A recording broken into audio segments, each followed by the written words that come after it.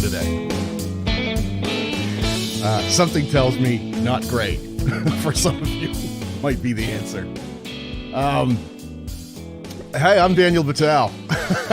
I'm the guy with a full email inbox and comment section about people screaming over the new Filmora update.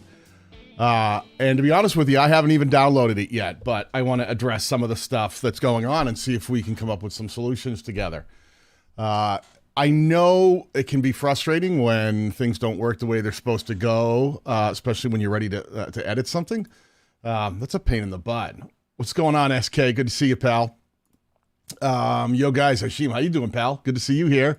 And Talk Gaming, hey, big fan of you. I'm a fan of anybody who's on YouTube trying to grow a channel.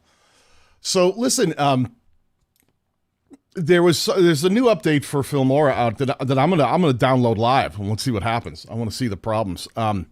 But there's some things I want to talk to you guys about first that I think I want to get a conversation going here. In the chat right now, how many of you have downloaded the new Filmora 10.7, the newest version? Just give me a yes or a no in the chat so I can just get an idea of how many people have downloaded the newest version. The newest version, I believe, is the 10.7. So yeah, you have. So we're seeing a couple here. No, yes, no. There's a yes, there's a no, there's a no, there's a no. Creaky Blinder. I think I saw Creaky in there somewhere. Said yes. These are going quickly. No holding off. People are doing things. All right, cool. I haven't, but there's Creaky. How you doing, pal? Let me ask you that, Creaky. Have you had a problem with it? I want to. A lot of times, one of the first things I want to talk about, and these are things I talk about a lot. Often, what happens is if a new update comes out, the first people to feel any glitches are people who have slower systems, older systems, running it on systems that are very close to the minimum system requirements. That's only because you're asking your computer to do a lot, and every time we ask Filmora to add more features, well, then it needs more system resources, right? We want keyframing, we want motion tracking. And when I say we, I need to make this clear here. I'm just a Filmora user like you. I get comments, people going like, hey, you did a good job with that software. Nice job. We like what you built. Like, I didn't build it. I have nothing to do with it. I'm just a user like you, and I occasionally talk about it. So we do have over here some people, yes, I have a problem with it. This one, when I hear really lagging and crashing, that's probably your system. Number one, it doesn't matter what software you use. If you're having lagging and crashing, that'll be Adobe Premiere Pro, that'll be DaVinci Resolve, that'll be Filmora, that'll be anything you use, anytime you use a decent software for video editing, and especially when you start putting stress on it, asking it to do multiple tracks and different edits and effects and transitions, it uses up your system resources. First thing you need to do is make sure, do not look at the minimum system requirements. If you have a computer that's close to the minimum system requirements, don't use that software, because that's just enough to turn it on and have all the features show up. That's not enough to actually run it effectively or efficiently. I had my pal Jay Littman on here, who's a DaVinci Resolve guy, and we were talking about that. Like, you really need to go, minimum means nothing. Minimum is like, what's the minimum amount of oxygen you need to survive? What's the minimum amount of food and water you need to survive? No one would want to survive on that. It'd be horrible. You probably only need like a piece of bread a day and a cup of water. But that's minimum. That doesn't mean what you should be existing on, and that's not what you should be running your software on. You want to significantly exceed to the amount that you can afford to whatever the minimum system requirements are. So always think about that when you're downloading any software and running any software. My chair is squeaky. I gotta oil my chair. Maybe it's me. I'm getting old. It could be the bones. But one of the things, that's the number one thing. If you're having any lagging or crashing issues, like in any version of Filmora, upgrade your system, get a better CPU, get a better GPU, increase the amount of RAM you're using.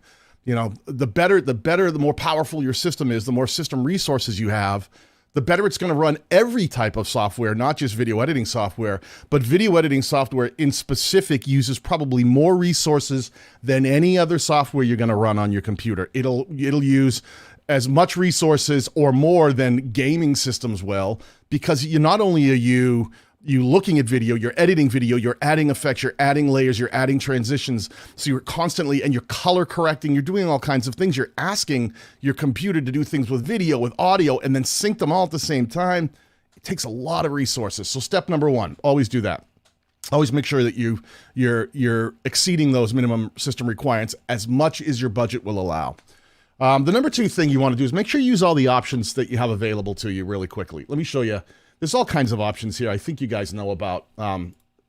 Questions coming in. What do you use? What does Doug? I think Doug uses. What do you use? Final Cut Pro? Do they call it Pro anymore? Final Cut? I don't even remember.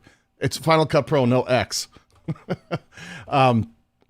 So let me just show you this real quickly. Like, there's things you can do. You all know there's a render button right over here. Always use that render button. A big thing people don't always do is in the preferences section.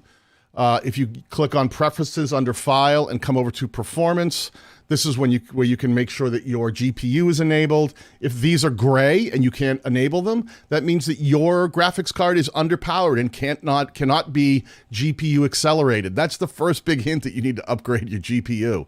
This is where it'll list your GPU. I'm using a Ryzen 6800 XT. So it's one of those, it's kind of like the highest end that they have right now. So I really, I don't have too many problems with my graphics card. Hey, Romantic, that's a great name. Thank you for the $4 super sticker. I really appreciate that. Shout out to you, Romantic. And the other things here, like you can set down here proxy files. This is another big one.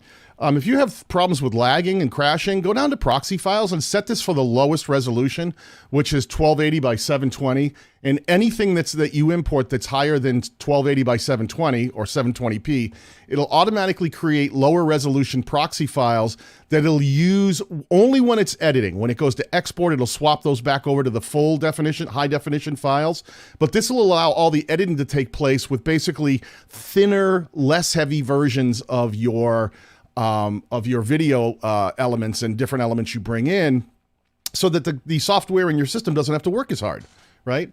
Really super simple to do things like that, and really important.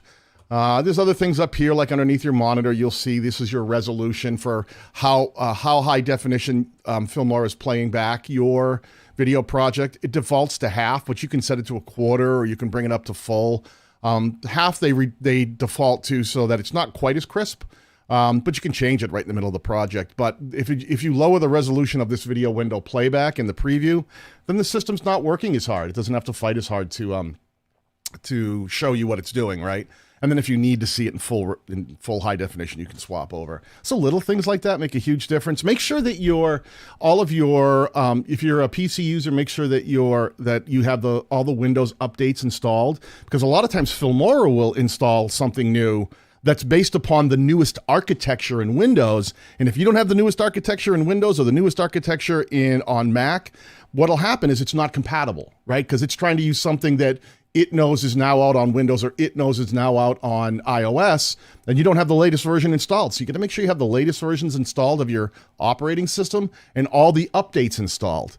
And when it comes to your drivers are a huge one. Make sure you have constantly updating. I've made long videos about this. Update your drivers, especially if you have higher end CPU and GPU, go right to those companies like NVIDIA or Ryzen, AMD, and grab the latest game-ready drivers. Make sure everything is updated on your system and you're staying ahead of it. That's the best way to get high peak performance out of your software, okay? Because video editing, it isn't like using the camera function on your phone, right? It's not like I just click it and it always works.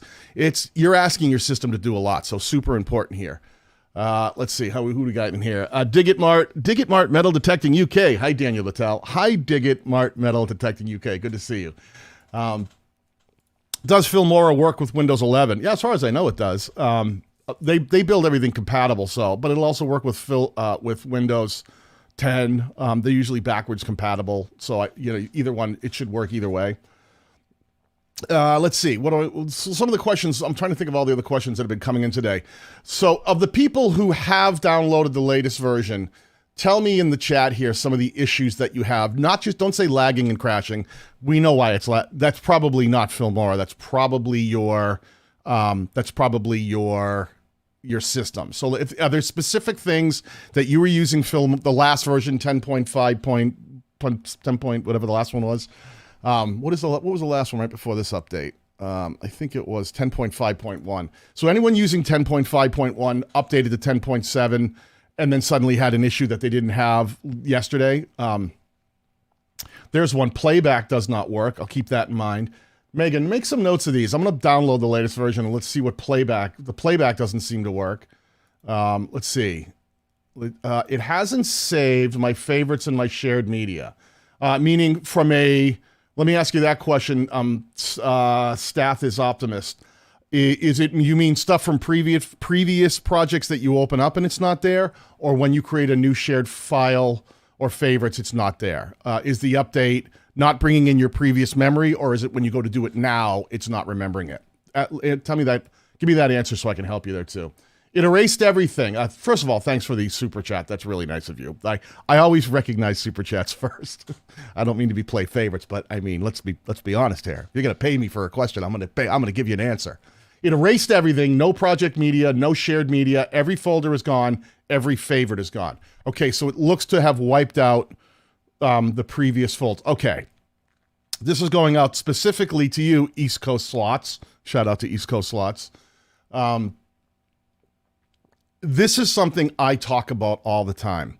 The biggest mistake that you can make in any video software is when you go to update, you don't have your files backed up. I don't keep, now this is the way it works. Filmora has its own preset folders it sticks things in. But then you're going to go download a brand new version of this software, which is going to overwrite the older version. And I say it every single time. Do not update without having all of your files backed up. And I think people go, yeah, whatever, Daniel. And then they just go do it, and then things break. And this isn't just Filmora. It's every single software out there. I don't save anything in the folders that Filmora tells me I should save them in, okay? I save them externally. What I do is I create separate files, separate folders on a completely different drive, because you can do that. You can do that. And I've shown this before. Let me do this. Let me show you what I do. I'll share this window over here. Give me 1 second. Let me share that. So here's my drive. Let me go to my external drive. Here's an external drive. This is complete. You see it says T7. That's one of the Samsung SSD T7s. And what I do here is I create different file folders where I have things going on, where I might have something that I'm doing, something that I'm working on. If they're in here, like a cinematic sound, I'll make a file for that. And I'll have all separate folders for my audio, for my images, for the video segments that I'm using in that project. All of them are saved somewhere else other than where Filmora would expect them to be saved. The reason I do that is because Filmora, when you download a new version, could potentially overwrite existing files where it thinks those files are. So back them up, save them somewhere else. Don't even care about Filmora's built-in saving spots, okay? That way all of your stuff is safe. It's gotta be something that should be built into you as an editor. Back up your project files. And when I say back up, just put them somewhere else. You don't have to make like a copy of them. You can physically just go, listen, I'm just not gonna just say save and let it save. I'm gonna define where I save that particular project. And if you're in Filmora, it lets you do that. Let me show you what we're talking about here. So here's Filmora, right? If I have a project, let's just say sample, I'm using the previous version. I will download the newest version and we'll watch it implode together if that's what happens. If I go to save this project, which is nothing but a block of color, a piece of video, right? I don't hit save project up here. I hit save project as, the as part. That allows me to define, well, where do you want it saved, Daniel? Right? Where would you like to save it? Because if you said save project, Filmora would have just stuck it wherever they think it belongs in their own Filmora folder. No, I go, no. I want it in my external T7, my Samsung T7 SSD. I love that one. And I'm going to create my own folder here, Daniel Batal, with all the different things I might be working on. I have multiple different, external drives. Here's some flashes. There's a 3 terabyte external drive. I've got all kinds of different drives that I say, listen, I put things in different places. Like I burn through drives. Like I have full drives that I just, once they get kind of full, Put them aside, put them in the library. They're very small. They're only about the size of like a small, like a credit card. But they hold, a couple terabytes, 2 terabytes. And once I fill them up, I'll put them on, file them away. And I'll just date them. And I'll go, this is the project I worked on from this date to that date. Like when I get a new one, I'll put a start date on it, go in there, file it away and start a new one. That way I have all my projects backed up, all those pieces backed up. If anyone ever says to me, oh, what was that music you used in that specific video? I've got it all on file. I just open up the backup drive and I go, yeah, that was that video. That was the music. Oh yeah, there's the audio I used for that. Or if I need to re-edit something, someone asks to use it in a piece of something else. So that's where I tend to be. So really step number one, you've got to make sure that you're always putting things in a safer place than where Filmora just defaults to. Also, when it comes to transition on other downloads, make sure you log into your Filmora account. Your content and downloads should still be there. That's a great point too. Yeah, make sure you're logged in properly, because a lot of times, a lot of stuff has to do specifically with the login. Like if you're not logged in, if you download the new version, up under the Help tab here, you'll see up here, it'll where I've highlighted. I know this is probably a little tricky to see, but it says log out. I'm logged in right now under my account, my password, and your Wondershare ID is just your email that you use to when you first bought your license. So you have an email and you'll have a password like you would anything. You put in your email address, you log in, and you put in your password, and then it syncs up. That's another question I get a lot of the time. People will say like, "Hey, can I run Filmora on more than one computer?" Yeah. You just, with an individual license, yeah, you can. You just can't do it at the same time. I just went out to Vid Summit. I was speaking at Vid Summit. You guys see the picture of me and Mr. Beast? He's awesome. He was great. I got to go to that event and see that he's part owner, and so it was great. I spoke at that. He spoke at that. Nas Daly spoke at it. It was a lot of Jake Fellman spoke at. It was really killer. A lot of fun. But what it is when you're thinking about using Filmora on more than one device, I brought my laptop, right? So I brought this out with me, that laptop right there. Hello. Right? And when I brought that out with me, I have Filmora installed on that. But what I do when I go to do anything, it says, "Hey, you're logged into another computer somewhere else. Would you like, do you want to log into this one?" And it automatically logs me out of the other one. So I can only use one instance of Filmora on one computer at a time. Technically, I could actually use it. I just couldn't export. If I want to export, you have to be logged in. And logged in to sync some things up, like there was just video game wrestling mentioned, like some of the transitions and packs and stuff. So what an individual license will let you put it on as many computers as you want. It's just that they have a business license in case you're like working in a business and you've got 12 people who are all using Filmora at the same time on different computers. You can't do that with an individual license. You need a business license for that so that all the people can use it on different systems simultaneously. Individually, you can put it on whatever you want. That's how I do it. So if anybody has that question, a lot of times someone will buy a new computer and go, "Oh my God, I got a new computer. How am I going to get Filmora installed? Will my license apply?" Yeah, just go download it again, right from their website, filmora.wondershare.com.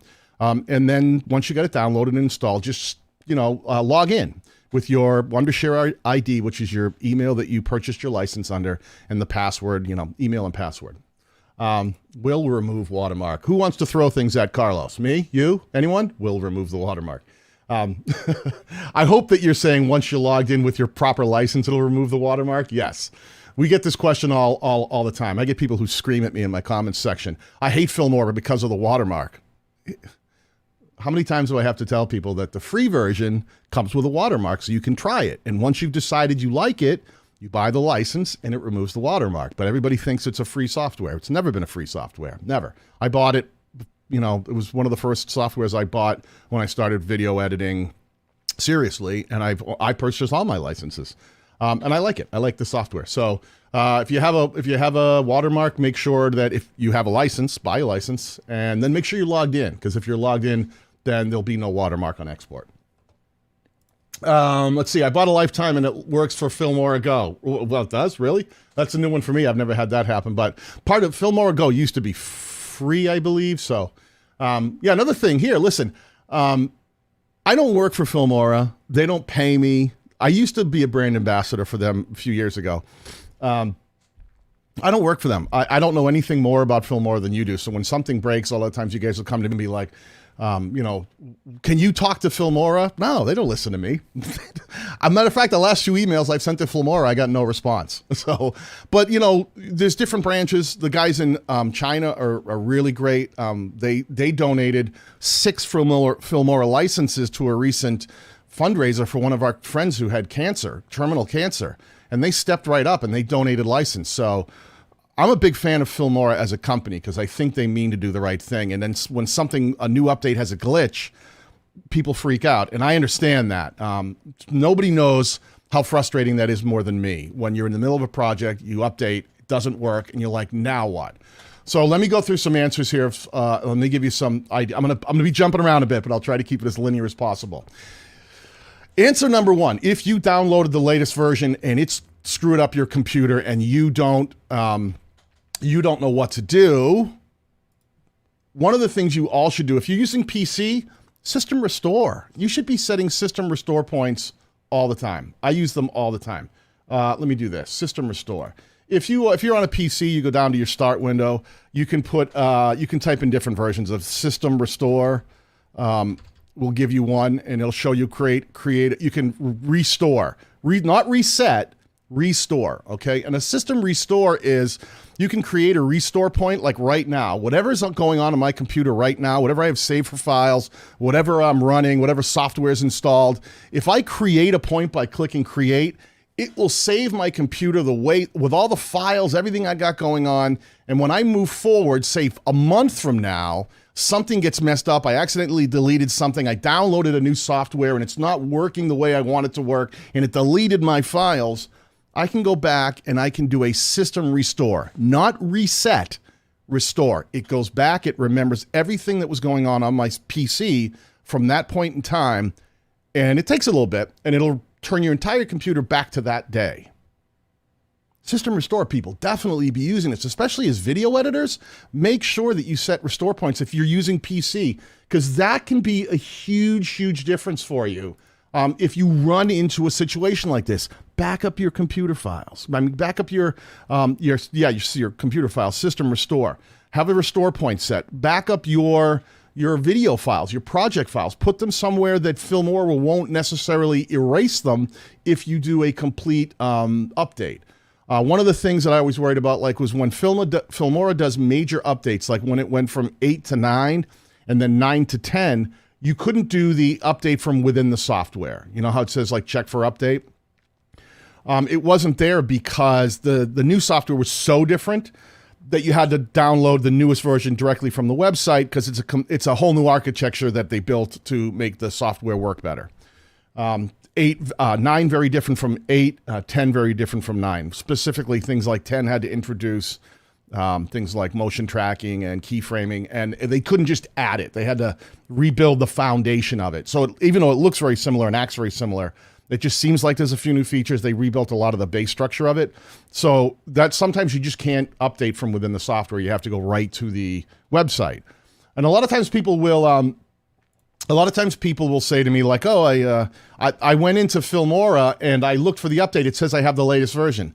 Well, they don't always give away the latest version. They'll start testing it out. They'll have it on the website. They'll test it out to see if anyone has glitches or bugs, and then they'll officially release it. Because look what happens when there's a bug. People go crazy, right? So they tend to roll it out slowly and then announce it onto inside of the software. Now, they may have moved a little fast this time and not done all the bug checking first, but that's usually why they don't immediately put it in the software as check for update and you see it. This newest one, 10.7, shows up as there's a new update inside of the software when you open it. ET Garage says he downloaded the newest version of 10.7. It seems to be working. Different people are going to get different results. I also stopped updates because I don't bother to interrupt going on work. I do on Adobe Photoshop, Illustrator. Yeah, different softwares can change things quite a bit. I don't know if you're talking to me or not, Guy and Cigari. Have you ever planned to shift to Adobe Premiere Pro? Not particularly. I'm not a huge fan of Adobe. I don't like the subscription base. I use DaVinci Resolve. I think it's great. That's another thing here. One of the things here, Can anyone in the chat tell me what my channel's about? When I talk about this all the time, value proposition, quickly tell me, anyone. The first person who gets my value proposition right, I'm going to shout them out in my next video. Just tell me what my channel's about. I'd like to see what you guys think. While I'm waiting for a response. Velocity effect. I think you asked me this in a comment and I answered it. You should. Why do I answer your comments if you don't read the replies? I told you exactly how to do that. I know it was you specifically, Spark Buddies. Come on, brother. Don't make me answer them twice. And don't keep spamming the chat with the same comment. Let's see. What is it about? Hair products. Marlon on point today. Fire it up. Video editing. Joe, very close. Very close. It is about video editing. That's part of it. This is what it's not about. My channel is not about Filmora. I made the mistake of making a lot of videos that covered Filmora. And what happened is I tricked people into thinking that I had a Filmora channel. This is closer. Editing techniques. Yeah, Filmora editing. It's not specifically Filmora editing. Anyone going to get it? I don't get to shout anybody out. Oh, man, wait a second. There we go. This is the first half. Mick Mech has the first half. The goal of my channel has always been helping creators make better content and grow their YouTube channels, right? Learn how to make good content, upload it to YouTube, and then connect with the target audience. How many people here, let me ask you another question. How many people here are only making video content just for themselves at home or for like a client, but are not using YouTube? Anyone here who does not want to upload to YouTube and become famous on YouTube and grow a YouTube channel, say yes. Say, I don't want that. I hate YouTube. I just want a video edit at home and that's it. I want to know. Or if you are looking to do YouTube, then tell me, yeah, no, I'm trying to grow a YouTube channel. Here from Dax to see. I hope I said that right, my friend. Thank you for the $5 super chat. Is there a way to shoot in 1 FPS and export in another FPS that will speed up your video without increasing the speed in Filmora? I'm going to address that question. I'm just trying to learn. Stay right there with that question. Let me get back to you. I'm seeing, yes, Matthew Porter has no interest in growing a YouTube channel. Frog and FX has no interest in growing a YouTube channel. I guess that maybe I phrased it wrong. Did I make it too difficult to answer this question? You want to make your videos more attractive with Filmora, right? But are you planning on growing a YouTube channel? Yeah, I kind of feel the same way. If you're not using YouTube, you won't be here to answer you. But some people use YouTube just to learn. They don't always necessarily grow a channel on it, Albie. So that's why I'm trying to figure out what the group here that are here right now, at least anyway, are using it for. I use Filmora all the time. The one thing I hate is to make a video, I load it up, move the actual video clip on my portable hard drive. It's no longer on Filmora. No longer on Filmora. Oh, you just have to let it know. This is why Filmora only knows where those things were saved. If you move an asset and you don't tell Filmora where you moved it to, it won't know. That's why you want to make sure that I usually put all my stuff in one place first, like an external drive or someplace, and leave it there and go, that's where it's at.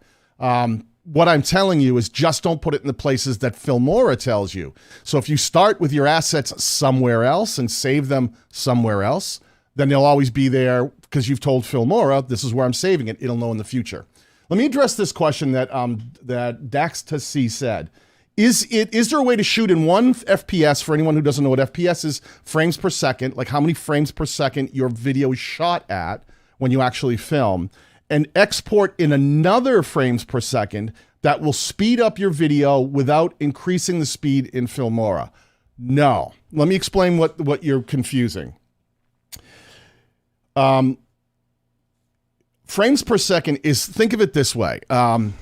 If you had a tape measure, a ruler, how it breaks. If you look at a ruler, it breaks things up into inches. Sometimes it breaks things up into centimeters, depending if you're metric or if you're using US standard. It'll break things up into fractions of inches or centimeters, millimeters. But the ruler's always the same length, right? It doesn't get longer if you go, whoa, let's talk about it in millimeters. Well, it's the same length. We're just using smaller increments. The same is true with video. When you're running a project, if you film something at 60 frames per second and you bring it into Filmora and then you export it at 30 frames per second, all that means is that as it's playing at the same speed, it's only going to show 30 frames per second, meaning if you broke it down frame by frame for every second, you'd only have 30, okay? If you filmed it at 60 and kept it at 60 and exported it at 60, that means for every second, there is just more frames per second. But a second doesn't get faster, right? It's not like we're speeding up time. It's not time travel. It's just the amount of frames in that second that you're telling your software to export at. Now, where people get confused is like we talk a lot of times about like, oh, you can film at like 120 frames per second and then drop that down in speed and duration and get a nice smooth, like super slow-mo. Well, what you're doing is if you need to actually slow down that clip. A lot of you guys know how to do that in Filmora. Here, let me pull up Filmora again. Yeah, let me share this. Okay, so like in Filmora, let me get rid of some of these things. I don't know what I've filmed recently.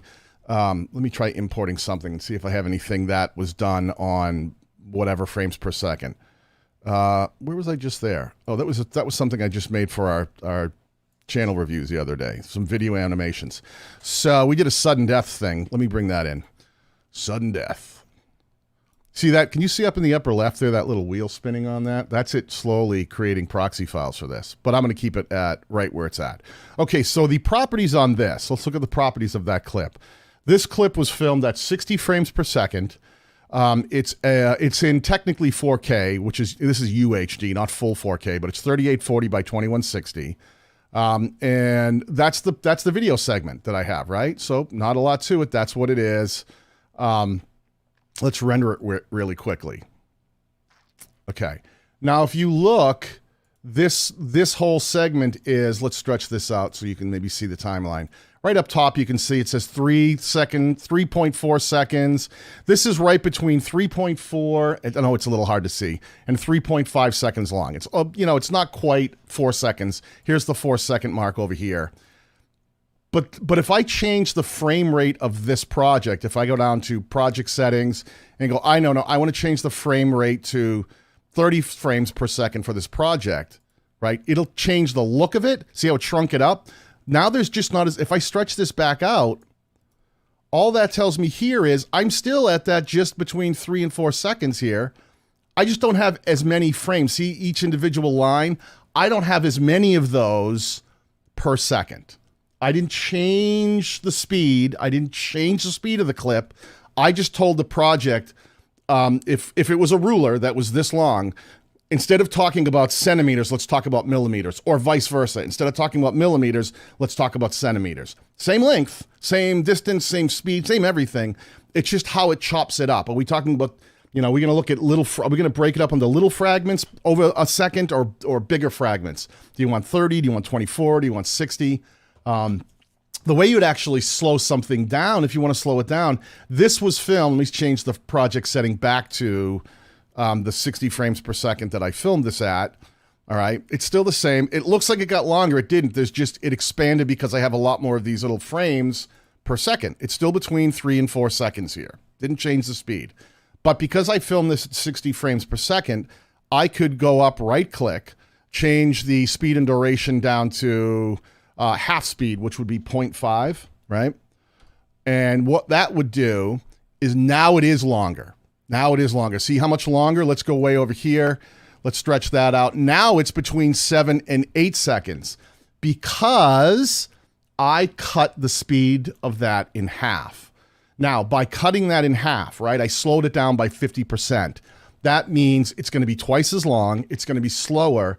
And because it was filmed at 50 frames per second and I've slowed it down, that means the 60 frames per second and I slowed it down, those 60 frames per second are now going to be stretched over 2 seconds because it's half as fast. So that means you're only now going to get 30 frames per second. So it's one of those things that you want to think about. I wouldn't slow it down much more than that because if I get much below 30 or 24 frames per second, it starts looking choppy.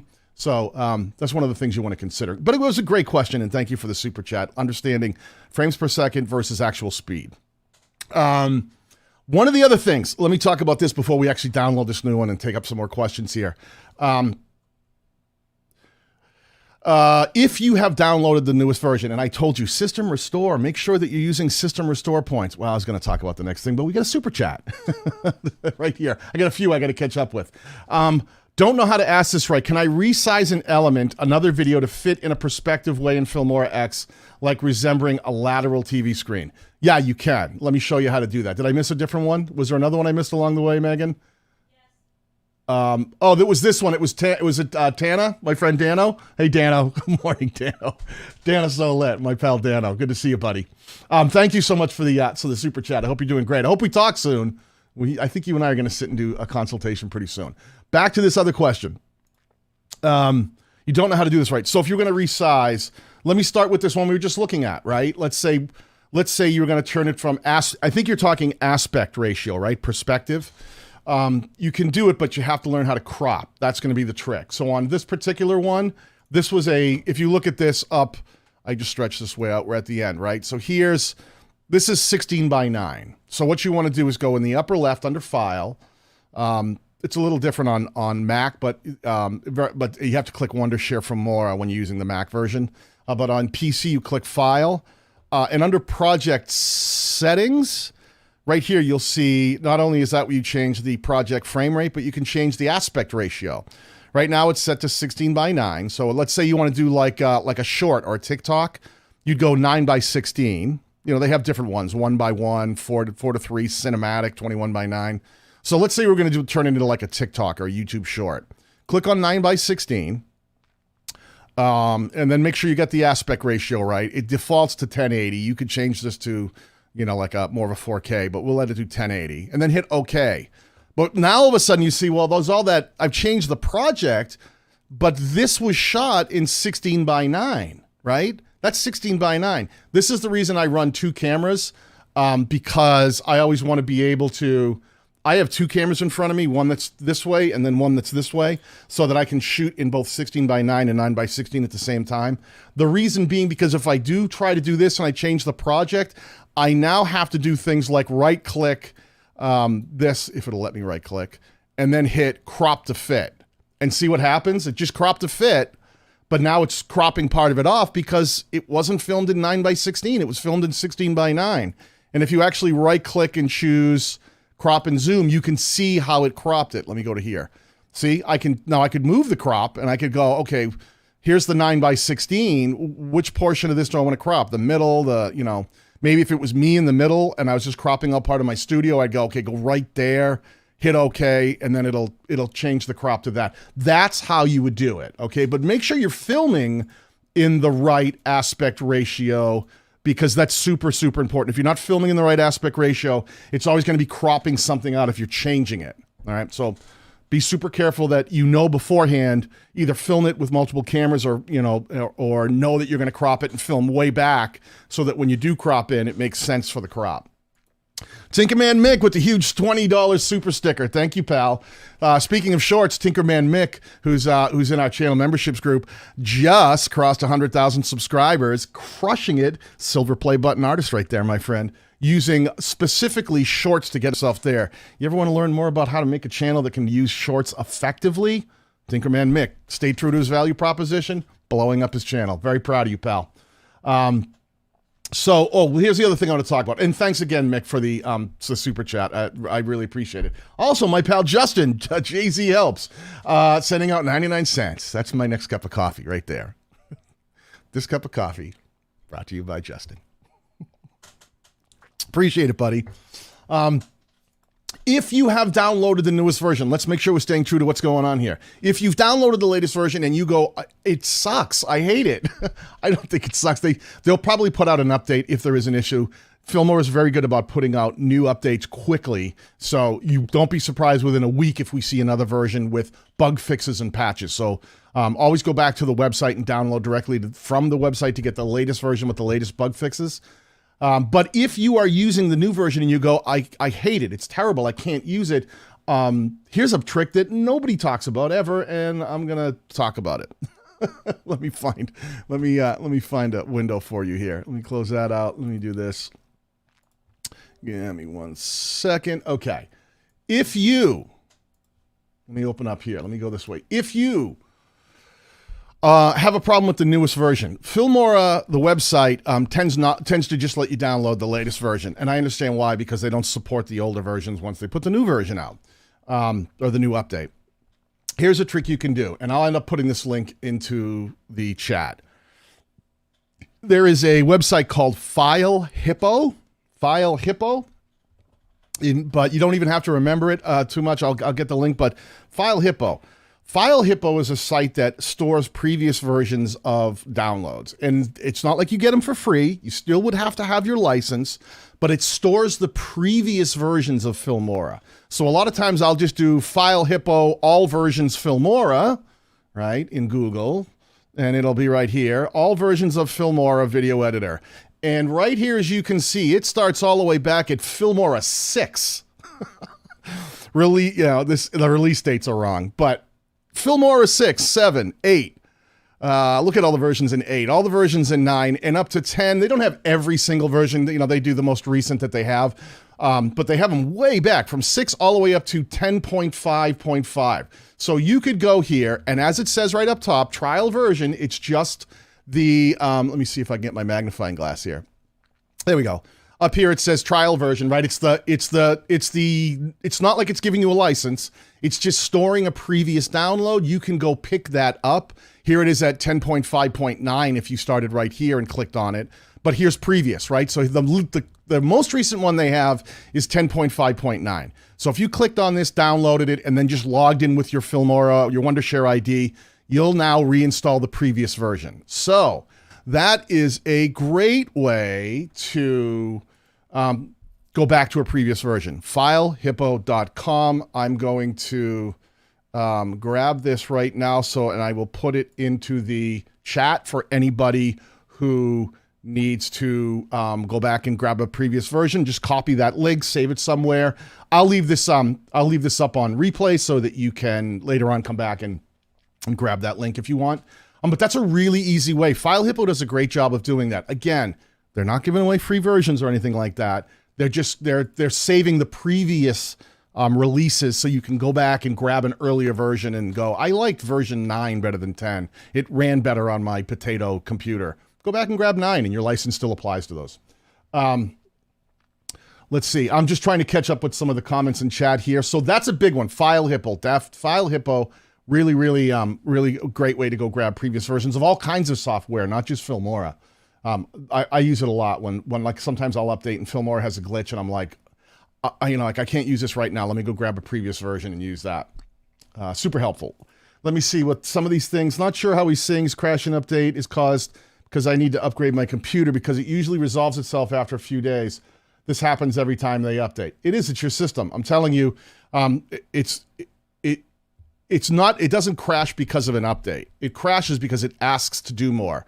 Sometimes there are bugs. There are bug fixes. But Filmora like almost never crashes for me. Almost never. Like when I say almost never, once out of 10,000 uses, I might get a bug error. And it's usually because I'm live, I'm running software to go live, and I'm screen sharing, and I'm running Filmora, and I start taxing my system because I'm streaming in 1080p, I've got cameras running, I've got all kinds of things connected to my computer, I've got, you've got all the gear on my desk that is all attached to my computer, and it's running all that, and I stress out my computer, even my high-end computer, I can stress it out if I run too many things.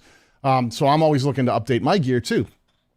So that's exactly what it is. It doesn't resolve itself. It's not like your computer suddenly starts making friends with Filmora and it works right. It's probably stuff you have running in the background, right? On any given day, you have something running in the background that isn't running another time.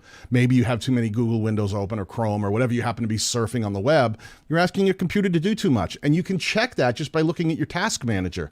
That's a really important one too. I use my task manager all the time to see where I'm stressing my system out. If I have, if I have this open and I'm running something and I'm trying to see what's going on, a lot of times I'll just go down and I'll just start my task manager, right? If I'm on PC, this is for PC. And I'll look at exactly what's getting used right now, right? Look at the amount of power usage that Chrome is using because I'm streaming. I mean, look at that's pretty high. That's the highest power usage because I've got all kinds of things running through browser windows. And then if I scroll down, I can see Wondershare Filmora, Not using a whole lot because I'm not running anything right now. But this will show me overall on my computer, I'm only using 8% of my CPU, 13% of my memory. I'm using 5%, 3% of my GPU. But if I run Filmora and I go, well, let's do this. Let's go back and let's start. This is unrendered. Let me see if it changes when I do that.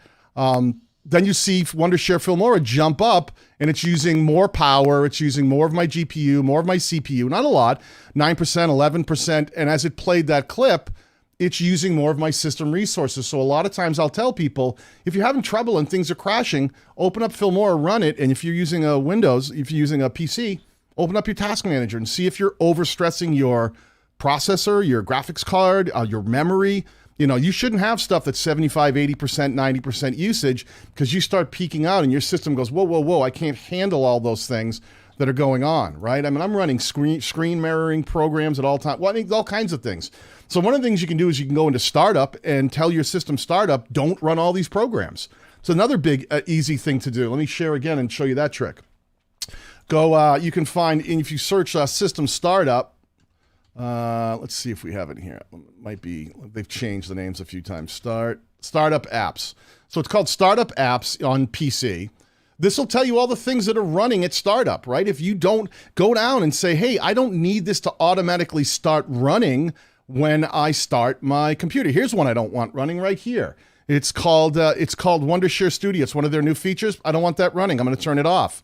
Do I want my Stream Deck running every time I start? I usually do, but I could turn it off. And if I turn these all, if I only, like Cortana, I don't want Cortana running. Get her out of here. Movavi I use sometimes, but do I need it to be running in the background when I start my computer? No. So I turn it off. Skype? No. This one shouldn't be running. Spider Utility, that's how I color balance my monitors. That doesn't need to be running. So I'll change all of those. And then I'll just get out of this. And then the next time I start my computer, I'll restart my computer again because it only takes effect on restart. Now when my system starts, it's not running a bunch of stuff in the background. It doesn't mean that these things pop up. They just run in the background until I open them. And it doesn't mean that those things won't run when I need them. If I click on Movavi and I open it up, it'll start the program. But I just didn't choose to have my computer start running those in the background at startup. So these are little things that a lot of people just don't pay attention to. They go, oh, I didn't know that.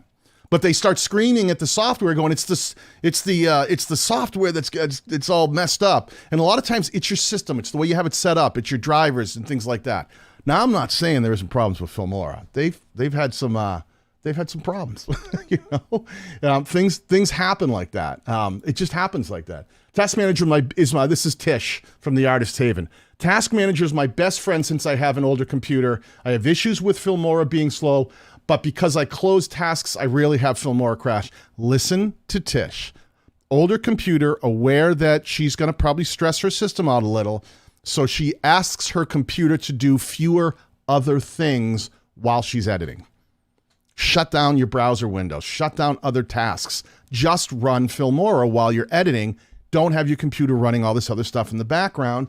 And now it can focus its resources.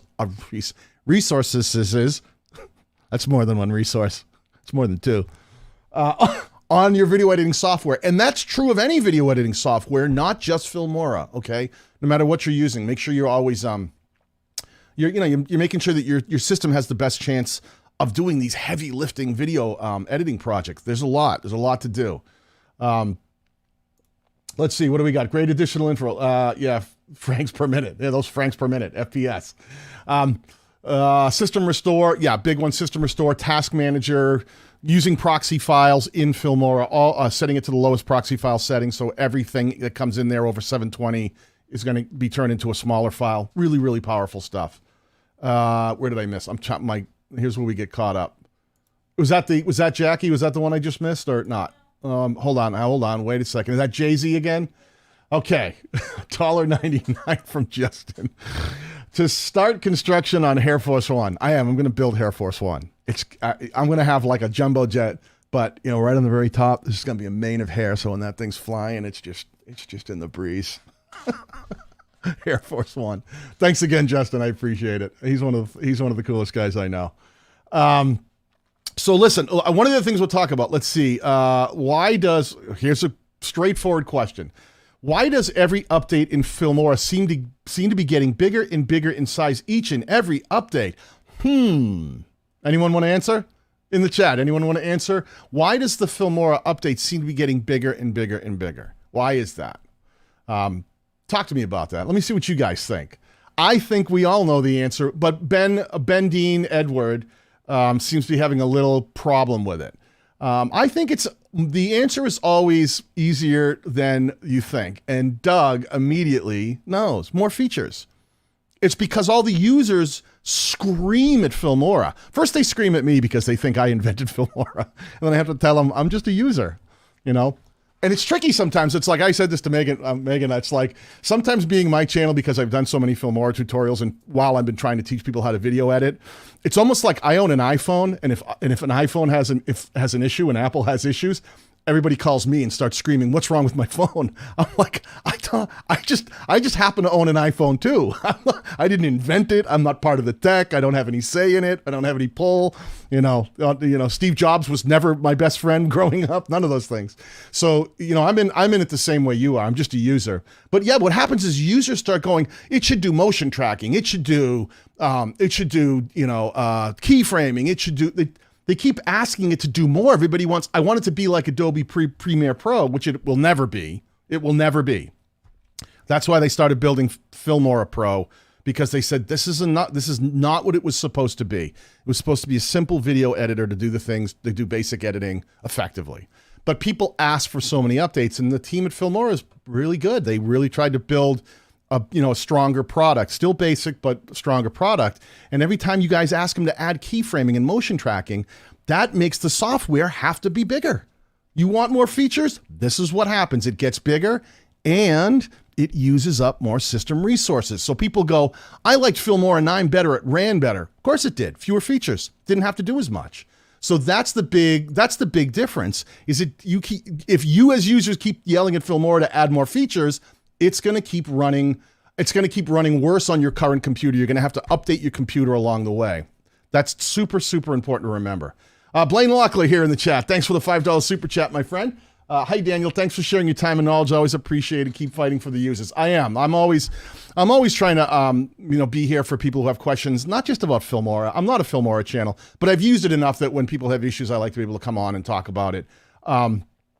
Just because, I want to see everyone out there be able to video edit and not wake up in the morning, have an update and go, I was going to finish a video and publish it, and now I can't. So I want to make sure that you can, that you can go find a previous version or solve things like that. There's Tish. They want a T-bone steak on a burger budget. That's exactly it. When people say to me all the time, like, I wish it was more like Adobe Premiere Pro, I go, well, then go get Premiere Pro. And they go, oh no, my computer can't run that. Plus it's expensive and it's hard to learn. Man, I wish I had a car that flew like an airplane. Well, go buy an airplane. Oh, those are expensive and you have to get a certain license and learn how to fly them. What's the right answer? What's the right answer you're looking for? Be serious about being a video editor. If you want to be a better video editor, find the right tool. If Filmora is not cutting it for you, go get a different software. I am totally in. You know how many different softwares I use? Movavi, Filmora. I've used DaVinci Resolve. I've been big into lately. I've used Lightworks, Blender. I use what works. Whatever makes sense, use it. Don't expect one size fits all. It's never been in life. One size doesn't fit all. You don't own one shirt that you wear for life. You don't own one pair of pants that you wear for life. Things change. You change, right? You gotta find the things that will change with you for your needs in that moment. Well, boy, look at this name. I'm going to go with Samuel, not read the whatever that is before. I think I've got his, what's that? Is that your zip code? Bank pin? Samuel Jason. Samuel Jason says, what Filmora are you using? I'm currently using, let's see. The way you can tell which one you're using is look right inside of the Help tab, go down to About, and I'm currently using 10.5.10.0. So this is not the most recent version. One way you can check for an update is go down to check for an update, and it'll look, and it's saying, hey, there is a new version 10.7.0. Everyone's telling me that one's problematic, so I'm not going to upgrade from here. I'm going to shut down. I don't want to save this. I'm going to shut this down, and I'm going to open up. Let's let's go down the tunnel of doom together. I'm going to go to the website, which is filmora.wondershare.com.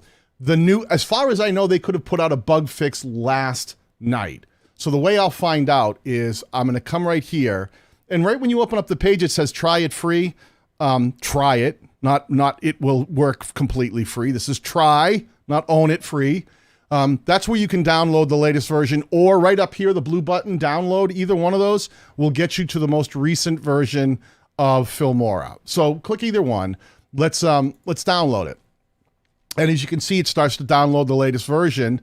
And we'll just let me open this one up. Let's get this one going. So it's going to ask me, would you like to overwrite the existing version? And I'm going to say yes, I don't have a problem with that. And once we get in here, it'll tell me the exact version that it's putting in.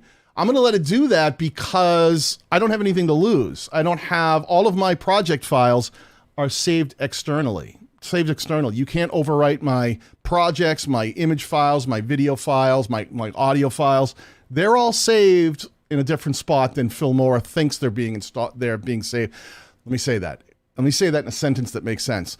They're all being saved in places that Filmora doesn't by default put them. So then by default, it can't overwrite them and erase them. Whenever you update, make sure all your stuff is backed up somewhere else, because I never save to the spots where Filmora defaults to. I don't have to worry. I can run any new update and go, it may be glitchy, it may be funky, but it's not going to affect my previous files. I'm not going to have an issue with anything that's going on there. But let's install it and let's see what it does. And let's see how it acts, because you guys can shout out and go, hey, Daniel, try this. Because it's doing this for me. Let me know if it's doing it for you. That's a lot of times. I run a fairly decent computer. I mean, I've said it before. It's a fairly expensive computer that I built. So a lot of times I won't have issues because the system can handle it, and it's a quick way for me to try something. Someone else tries it. If we're both using the same OS, I can go, that's probably your system or the way it's set up, because it's not happening for me and we're using the same version. Chris R says, thanks for the file hippo tip. I'm dropping off and going to uninstall 10.7. Yeah, go do your thing. Do it afterwards. I'll be here. I'm going to put this up for the replay. Yeah, get a previous version. I don't know if you've lost files that it will restore them, but system restore, when you get, everybody out there, when you get if you're on a PC and your computer is at a point where you're like, everything seems to be working good, set a restore point. I'm going to set a system restore point right now so that I can come back later, click a button, and it'll literally go back in time and turn my computer into exactly what it looked like at that date. Any files that I deleted will come back. Any things that have been removed will come back. Any apps that I've uninstalled will be reinstalled. So that it'll literally turn back the tables on what you have, especially with your own with your own custom files. So super, super important to do that. Let me keep going here in case I miss anything. Okay, we have a $2 super chat. Good morning, Daniel. I'll spring for more coffee. This coffee's on you, my friend, right here. Set to the music.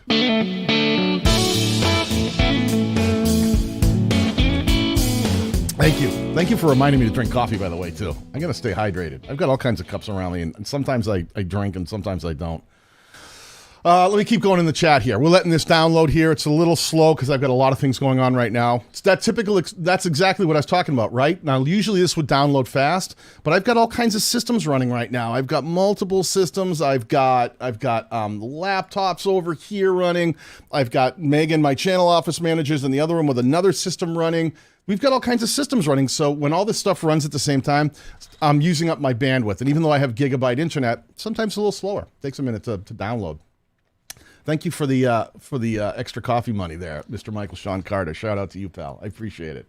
All right, so let's take a quick peek here. Let me go. Okay, so it says start now. I think they stole that from Nick Nimmin. And let's see if it starts right here. Let me keep looking at what's going on. Okay, so now it's opening it up. It wants it to bring it to, let me see. Let me see if that, there it is. Okay, is this the latest version? Let me see what we got. Did it get going? Yeah. So this is 10.7.0.10. Okay. It's got the little Wondershare logo here. That's like, oh, now you can look at tutorials and stuff. I don't like that thing. That's the thing in startup I don't like. Their little that uses up too much space for me. So I turn that off. That's a new feature they have. It's the, what do they call it? The Wondershare Assistant or some other such thing. So I'll end up turning that back off because I don't need that. Close the floating window. Perfect. Right click and it closes the floating window. So let's see what's going on. Shared media, I've got nothing. But I don't know if I had any shared media in my last projects. Sample colors, they all seem to be there. Sample videos, they seem to be there. Yell at me what's going on. Yeah, I think I just did. Can you show your favorite where you put your files, the paths, where I put them? I do them, it doesn't matter. You can do it on your desktop. Like I said, I do it externally. I have an external SSD, solid state drive, that I put it onto. Just find a different spot than where Filmora stores them and you'll be fine. It can be within your own computer. I don't like storing them all on my computer because I use up a ton. I've got 2 terabytes of storage on my computer. I would eat that up in 2 months, 3 months in video editing. So I don't keep everything natively on my computer. When I'm working on a project, I may, and then I'll export it. Oh, let me say that while we're here, another thing you can do, let me show you another thing. If you don't like creating all the specific files, one thing you can do, let's say you make a project. Let's bring some stuff down. Yeah, whatever. Stop talking to me, you crazy Filmora. Baby pink, there's a good color. Say you do a project, right? And you've got a bunch of stuff here. And you've used all these assets. One thing you can do, let's see, is everything working okay? Yeah. One thing you can do, instead of saving a project, right? If you just hit save, it's going to send that project to wherever Filmora decides things should be saved. And if you update, that means it might overwrite those files because Filmora thinks that's where it should go. So I always do save project as, go right on the left on a PC. It shows me all my external drives and I can save everything somewhere else. Okay. But another thing you can do, the third option here below that, archive project. Archive project. Anyone know what archive project is? Anyone? Bueller?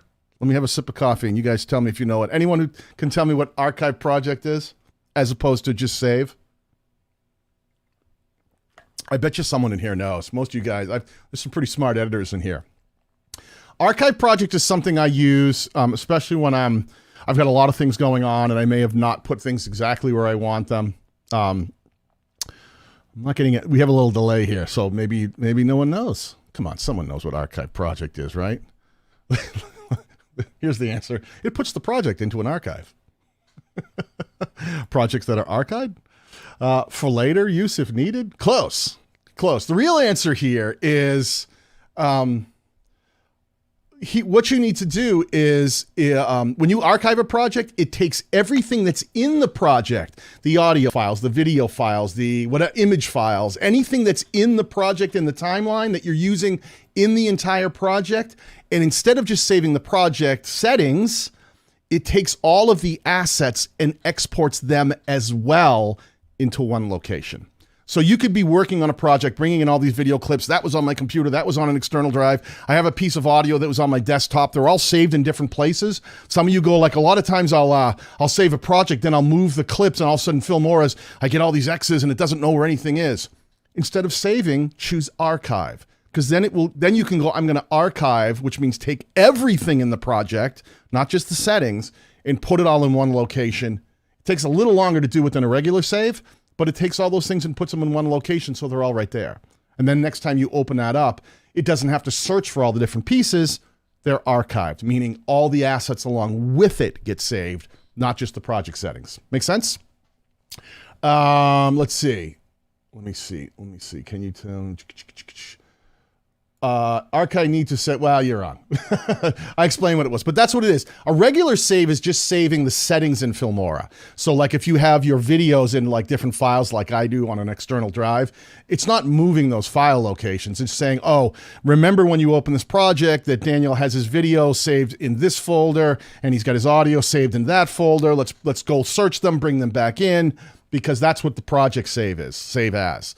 But an archive actually says, I don't care about the folders. We're going to grab everything in this project, bring them all in, put them into one file, and put them in one place so that you could send, like if you were going to send me a project, which do not do this, and we were working together, and you said, hey, Daniel, I got this project I'm working on. Can you finish the edit for me? You do this with people like who have the same software and you're doing a collaboration, or you have an editor that you work with. You send them an archived version, not a saved, because if you send them save, they'll open up the saved version of the project and it'll keep saying there's no assets. It doesn't have the video files, the audio, nothing's here. There's just blank spaces, and Filmora's got a window that pops up and says, cannot find these files, because it doesn't, you've moved them. It's looking, if I send you that saved project, your system is trying to look in my files, Daniel's external drive, to find it. It goes, we don't have a Daniel's external drive. Tell us where it is.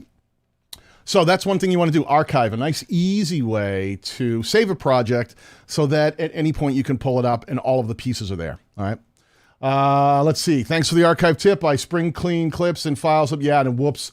Yeah, that happens a lot of times. I'll move things. Like a lot of times I'll start with a project on right on my main computer because it moves a little faster when it's not going through an external drive. The speed of the software being able to grab that stuff, it's still pretty quick for me. But if I'm doing a heavier load, I want to make sure that it's using the internal solid state drive in my computer attached to my motherboard. So a lot of times when I'm done, I'll take the entire project and then take that and put it in my external drive. So sometimes archiving it is easier. So I'll go, I'll just archive it over there, and it's one click. As opposed to if I took all those files and moved them onto my external drive, when I open that project again, it would look and go, wait, I thought that stuff was on your desktop. And it pops open a window and you see all these like red X's and question marks. And basically what that means is it can't find the files based on where it was last told they exist. So you have to click each one and help it find the file and go, oh, it's over here, I moved it. And you can do that. There's a window that pops up. You just have to click on each one, then open up where the file has been moved to, tell Filmora, and it goes, oh, okay, now I know. Now I know what you did. Let's see. I'm looking at some question. For the archive thing, will it appear even if I've deleted pics or audio from my PC? Yes. It's literally taking everything in that project and saving it somewhere else. Every asset, okay? So which means that now be careful, because the way I do things, like I've told you, I have them all on my external drive. So taking an archive is going to make copies of each of those files in the project. So you're going to use up more of your memory because you're making copies of everything, copy of every video, every audio file. So if you plan on like if you're going to archive it to an external drive so that you can grab it later, one click, perfect. And then you're going to delete them. Like you said, you're going to delete those things. Yes, then you're fine. But if you're doing both, don't save all of these in a file system and also archive on the same drive, because you're gonna eat up your memory twice as fast, because you're doubling everything, every video file, every 4K file, you're making a copy of it, so you're gonna have doubles of it. So that's why I tend to archive to things like external drives. Just send it out as an archive and you go, oh, there's that project. It's all on my external drive. I can walk away. It's got not only the project, but all the pieces in it needs. I can walk away with that external hard drive, walk up to any other computer on the road, like my laptop, right? And I can go to my laptop and I can plug in my external drive here. And it'll have all those files that I used in whatever project I'm working on. Real simple way to work on the go. How to be fast at Filmora, like I does editing 8 hours. Practice, my friend. The way you get faster at anything. How do you get to be a better anything? How do you get to be a better cook? How do you get to be a better singer, a better guitar player, a better motorcycle rider, a better driver? Practice. It's just practice. The more you do it and the more you learn how to be a better editor, the better off you are. This is one of the reasons, this channel always was teaching people how to become better editors, make better content, but learn how to put them onto YouTube and grow a YouTube channel. This wasn't a Filmora channel. And when people come and go, tell me how to do this in Filmora, I'm like, I don't care. I don't want you to come here because you had one problem in Filmora, and I'm not Filmora support. I'm here to help people. I do use Filmora, but I might switch tomorrow. It's about editing. It's about technique. It's learning things, like make sure you're, I don't care if you're using Filmora, DaVinci, Adobe, save your project files in different external drives so you don't lose them. Don't do things like try to export. How many people do this? You make something in Filmora, and when you go to export it, you export it and you upload it right to YouTube at the same time from within Filmora. And then how many times have you had it crash, or things go wrong, or your internet, has a glitch and you lose the whole thing? these are the things. Learn to make sure that you have a hard copy, export locally, do things like that. Save a copy of your stuff. What if you lose your YouTube channel? Then all the stuff that you never saved on your own computer, if you didn't save it, it's gone. YouTube is not a storage facility; they're a hosting platform. So, be super, super, super careful about making sure that no matter what software you use, that you're in control of your assets and your projects. Anyone want to answer? What's this? Anyone want to answer? What's the best program competing to Filmora? What do you guys think? I like Movavi. They just reached out to me. They got a really big update coming that I'm interested. They reached out and they're like, hey, we got a new big update. You want to test it out? And I'm dying to see what they came up with because I've been liking Movavi a lot. Movavi runs a little smoother on slower computers and older computers. They had keyframing long before Filmora ever did. So there's things I like about Movavi and there's things I like about Filmora for the same level. Camtasia is another one that's really comparable. Some of my friends Gord Eisman uses Camtasia. Got a great channel on that as well. Camtasia is a really good one. So there's some out there. If you are looking for free, DaVinci Resolve 17 is really good, free, but it's much steeper learning curve. Uses way more system resources, but it's free. They have a paid version for $2.99 that I use. That's really good. It has more features, but the free version of DaVinci Resolve has way more features than the paid version of Filmora 10. What was this question? How to archive any project? Just like I just said, just under file, just below save project, just choose archive and just put it wherever you want to put it. I find problems editing in 4K RAW. It's your system. I don't have any problems. RAW is easier to edit in than H.264 or H.265 because RAW has no compression codec. A lot of times people are like, why is my system lagging? It's like, oh, I can't edit in RAW because RAW is hard. Well, 4K RAW it's 4K. If you film anything in 4K, it's more information. So if you're having problems with 4K RAW, it's because you're using, they're fairly information dense files. RAW, no compression, which is good. I can edit better in RAW than I can in another codec like H.264 or HEVC because there's no compression. Filmora, like any video editing software, DaVinci, Adobe, it doesn't have to read the compression and uncompress the stuff to understand it. So RAW a lot of times works really well. Sony Vegas, very good. Yeah, Sony's a great one. DaVinci's the best. I don't argue, man. DaVinci, I think, is super strong. It's the best free video editing software out there, and I would argue it's one of the top 3 video editing softwares out there, period. Consumer-based, anyway, but professional level, too. Same question. Why does Filmora get lagging?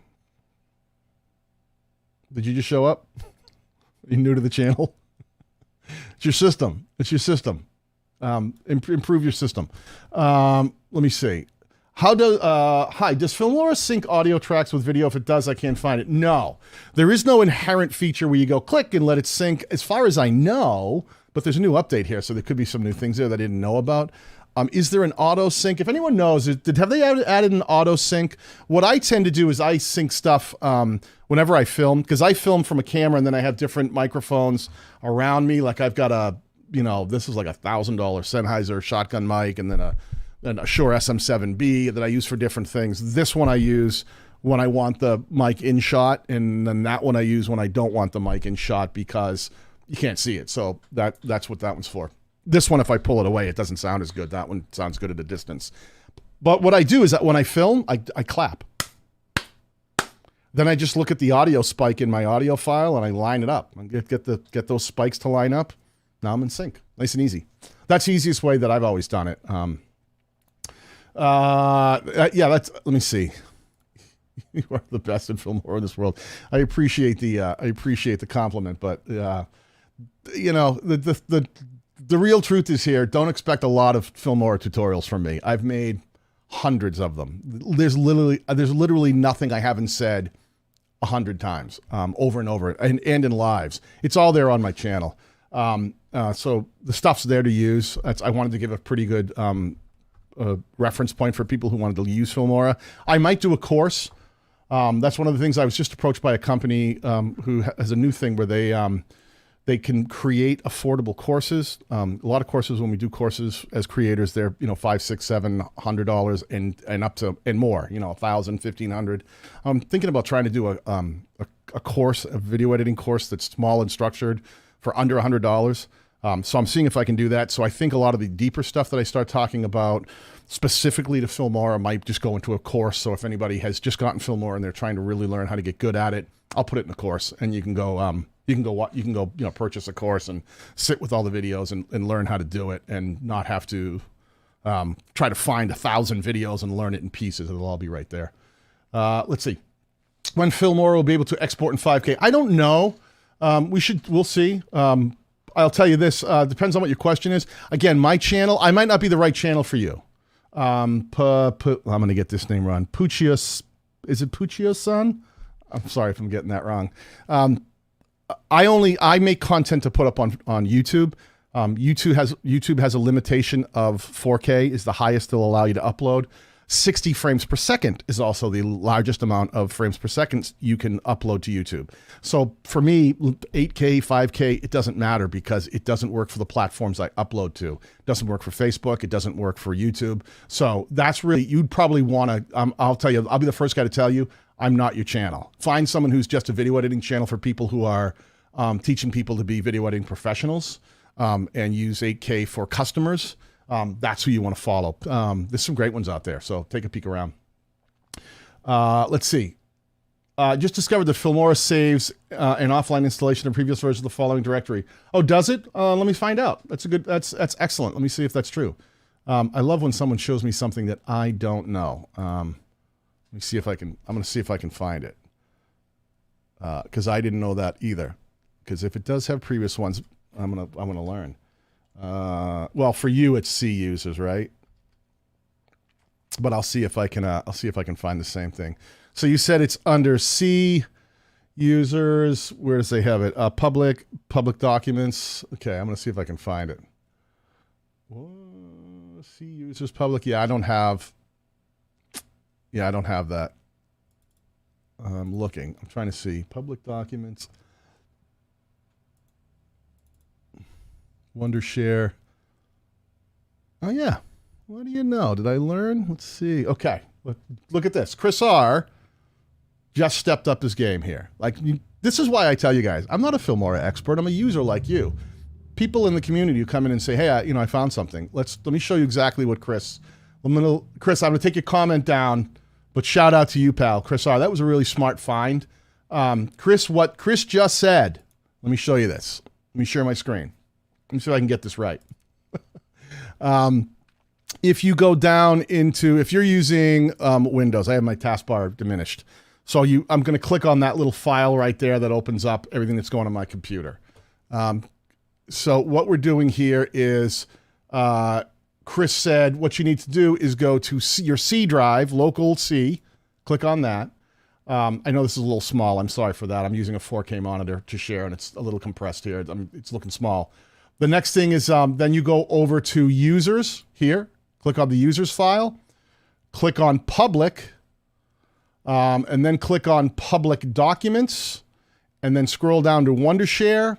And right here, it doesn't have all of them. It has recent ones. But look, here's all different installations from different points in time. Okay, this goes back to December 8th of 2020. I've got different versions here that it saved those. In cleanup, you might find that if you've cleaned up your computer along the way, like defragged, or if you've done any file cleanup, it may delete some of these. But there are right here. Great point, Chris. Look at this right there where he said, let me put his comment right on screen so everyone sees it. C, users, public documents, Wondershare. And here are previous versions that you may still have installed on your PC if you're a PC user. Can we get an all hail Chris's God right now? Everybody, shout out to Chris R. Nicely done, my friend. That was really well done, pal. I love it when people find things that that I'm not paying attention to. So there's another way you can do it. If you like the previous version better, I'll shout you out later on, Chris R. That was a great find. So really smart, just to easily find stuff that may still be on your computer, and find and be able to find it. Do you always buy software? Yeah. Unless the only time I don't buy it is if a manufacturer comes to me and gives me a license for something because they want me to test it out for them. Other than that, yeah, I pay for it. I bought my own. I bought both Filmora. I just bought Filmora for my Mac. I bought a Mac Mini M1, and I wanted to try Filmora on it, so I went and bought a Mac license. That's another thing you guys want to think about, the licenses. When you keep asking for more features, remember the other person asked, like, why does it keep getting bigger? If you ask for more features, it gets bigger. And I said this all along. Guess what else is going to change? The price point. Because if you keep asking Filmora to do more, that means they have to spend more money to keep developing it into something bigger. And then they have to support every time a feature is broken or there's a bug. So it costs them tons of money to keep the support structure in place for more features, right? Because they keep changing it. If you change something, new things can break. When new things break, you have to fix them. So that's it becomes more expensive. Now, you might say, well, Daniel, the price hasn't really changed much. Well, you know what's changed? The license structure. If you had purchased a license like when I did years ago, I have what they call a lifetime license, which applies to any new update that they put out. Supposedly for as long as the company's around in Filmora, because that was the deal when I bought the license. Well, if you bought a license when Filmora 10 came out and you're new to the software, you have what they call a perpetual license, which means you get every update in Filmora 10. But the minute they switch to Filmora 11, your license doesn't apply anymore. You have to buy a new license because everyone kept saying, can Filmora do more? Can Filmora do more? Can Filmora do more? And I said it all along. It's gonna start, you're gonna have to improve your system and the price is gonna change. Be careful what you ask for. And of course, that's exactly what's happened. So be aware of that. Everyone's like, when's Filmora 11 coming out? If you bought your license new, if you bought it recently since the event of Filmora 10, your license only applies to the updates within 10, 10.5, 10.7, 10.8. The minute they switch to 11, your license isn't going to apply anymore, the perpetual license. So be prepared. It's another reason that's like, I have the exact license. Did you buy it a few years ago? If you bought it a few years ago, I bought mine, I think, what was the first one? I think Filmora 7 or 8 is when I bought it. So I've had it for several years, and it's applied to all the updates, and it'll apply.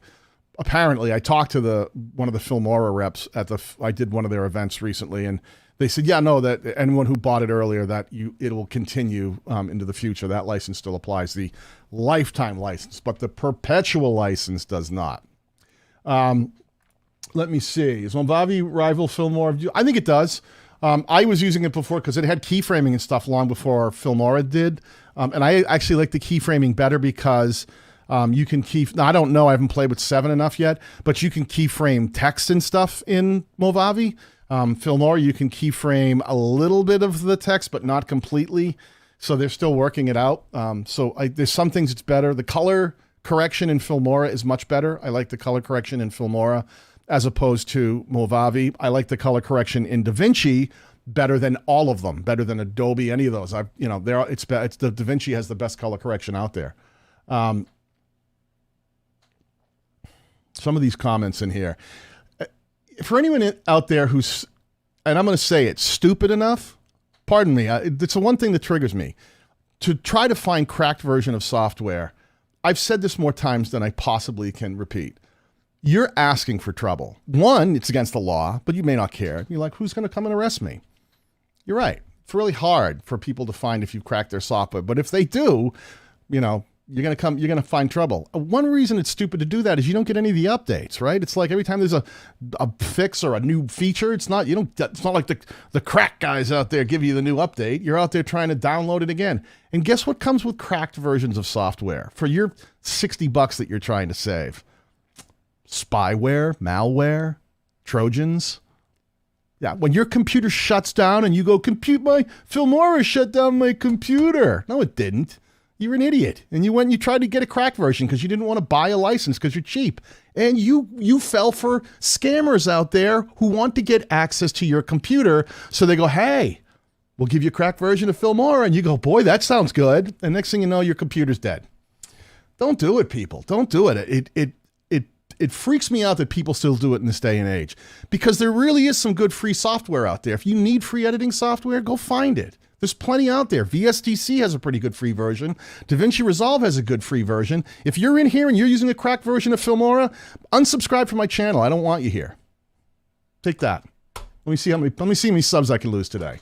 You're not my people. You're not who I'm talking to. I'm talking today to real people who really want to learn how to edit and aren't trying to cut corners, right? They're trying to do better things. They're trying to make video content. They're trying to get it onto YouTube, and they're trying to grow a channel.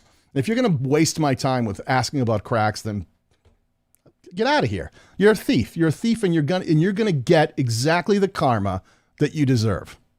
Save up, work hard. We all did it. I couldn't afford anything when I started. I had to buy it piece by piece, and I worked hard. Do the same. I have faith in you. You can do it.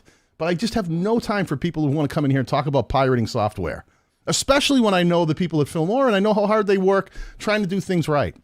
And I know the people at places. I know people who have all kinds of software development. I work for TubeBuddy. I work for StreamYard. Come on, let's get serious now.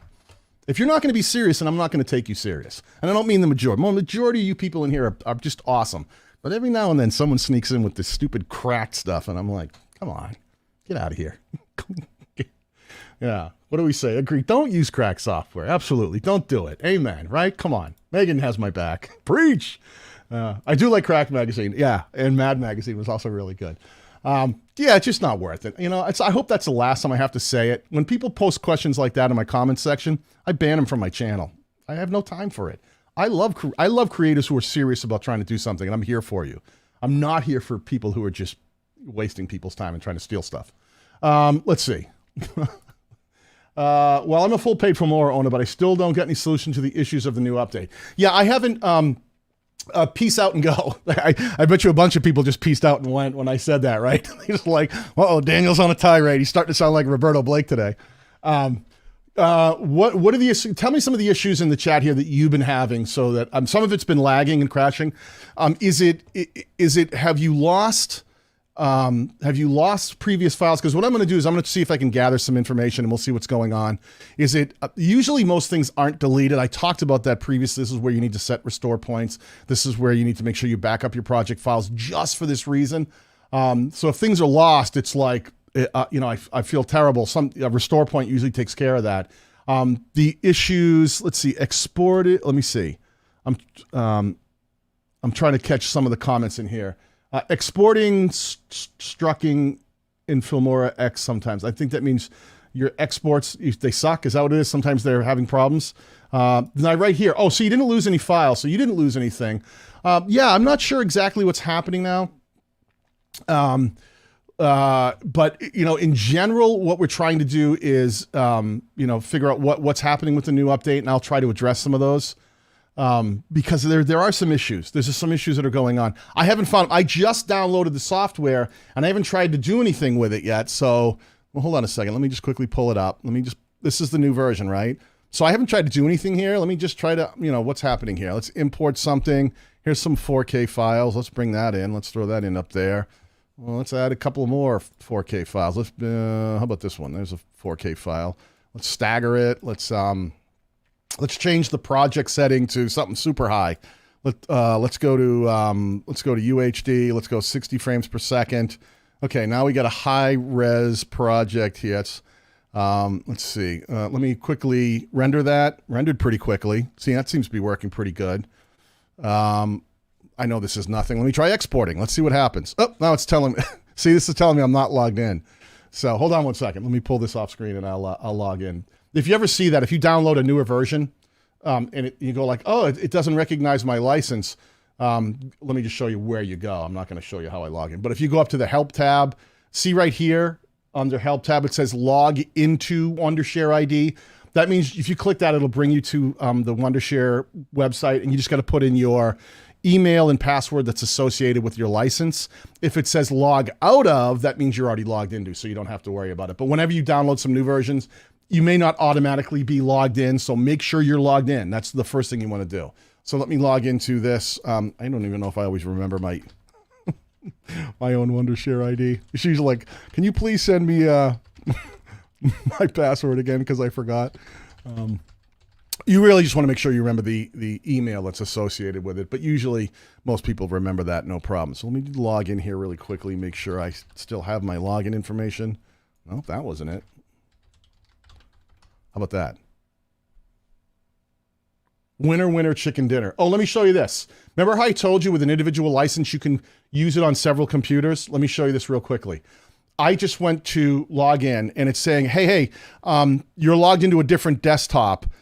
Would you like to log into this device? And I said yes, because I had been away at VidSummit, so I was using my laptop, so it thinks I'm still logged into that. It's the last time I've used Filmora. So Filmora is saying, hey, you can't use it at the same time. You can have it on another system and run it, but you can only be logged into one at a time with an individual license, which is what I use. So I had to tell it, yes, log out of the other device, come back in and here, okay, and then we'll do that. So let me try it again. Let me pull this up. Now let's try to export. It validates the resources. Here's a perfect example. I always export locally, which means to where I tell it to save it. I do not go directly up to YouTube because now I'm trying to export and use the internet to send something up to YouTube at the same time. That will absolutely eat up system resources. And if you have a problem with slow internet, you can have problems there. So always I export locally. I'll just call this a test. And then here is where I choose to save this. This is where I would go, okay, I'm going to export that, somewhere to a different backup location. In this case, I'm just going to put it on my desktop just so I can test it. And let's check the settings. Yes, that's at Ultra HD, 60 frames per second. Let's bump that up to 100,000 kbps. Let's push it. Let's see if it'll do it. It's got GPU acceleration turned on for exporting, and let's see what it does. Okay, moving pretty quickly. These are 4K files. Seems to be going through it pretty well. I'm not seeing any issue right here. Okay, let's find that target. There it is right there. It won't look like anything. Yeah, it seemed to have exported it, and I had a bunch of files. Yeah, it seemed to work. So I didn't see an immediate issue with the functionality. I'm not seeing any lagging. It ran, it exported. I used 4K files. I heard the audio that seemed to all be in sync. So, if you're watching this in the replay, or if there's something I missed, do me a favor. Put a comment down in the comments section after this replays with specific things that you found that are problems with the new update that the previous version didn't have. And I'll get in there and I'm going to try and see if I can find some of those and answer some of those questions for you. Because I want to know too. I don't want to, usually when I update, I haven't had any issues, but I want to make sure that you guys aren't experiencing an issue that is Filmora that I'm not aware of, because that happens sometimes. Someone will find something that I just wasn't using the feature, so I didn't see the mistake. I didn't see the issue. But also make sure you're always downloading the latest version directly from the Filmora website. That'll have the bug fixes in it. Do you know if Filmora has plans to upgrade the color grading? That's the only thing I'm not happy with. I don't know. They don't tell me those things. It's not like I talk to them.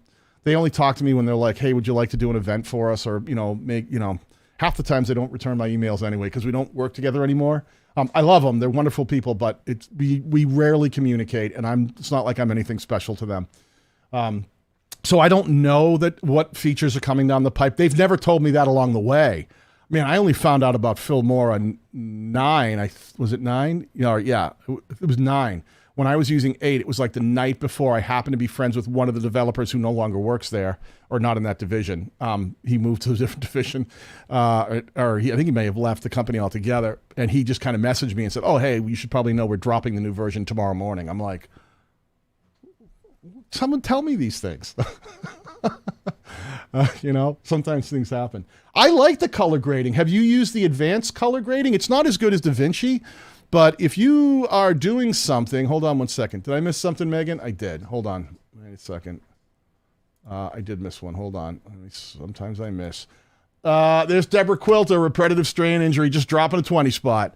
Deborah, thank you very much. I appreciate that, my friend. Deborah's in the members only group. She's one of my favorite up and coming creators. I really appreciate that. Very kind of you, Deborah. I'll chat with you soon. We're talking soon anyway, right? We got something scheduled coming up. When we're talking about what was I saying?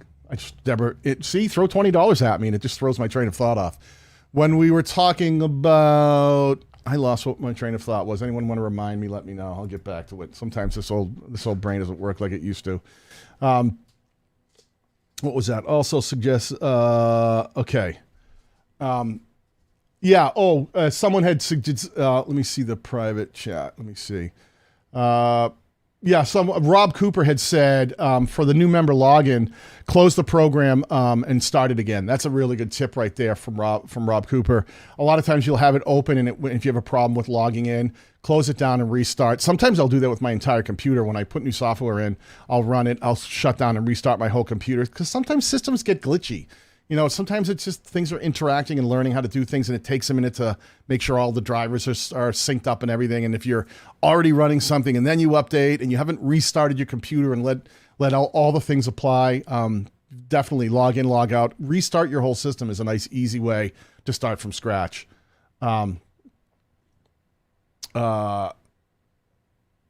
Okay. I'm trying to just catch up with all the comments here. My apologies if I'm a little bit behind. Let me read this one. I have this coffee getting right to me. I tend to have an issue that's after exporting a video and starting a new project that the timeline is messed up. I don't know what you mean by that. I'd have to see the specific example. The timeline shouldn't be messed up unless you change something in there. Justin with $19.99 super chat. Thank you, Daniel. You're a YT marketing beast. You're just trying to make me love you more, Justin. Keep throwing money at me. Thank you, pal. That was very kind of you. The super chats certainly help when I'm doing these live streams, and it allows me to spend time and effort on buying things to make sure that these live streams work the way they're supposed to. Good question here. What about Filmora Pro? Are they still supporting it? It looks like Premiere Pro. It was similar. It's not as good as Premiere Pro, but they built it to be something that regular Filmora was never going to be.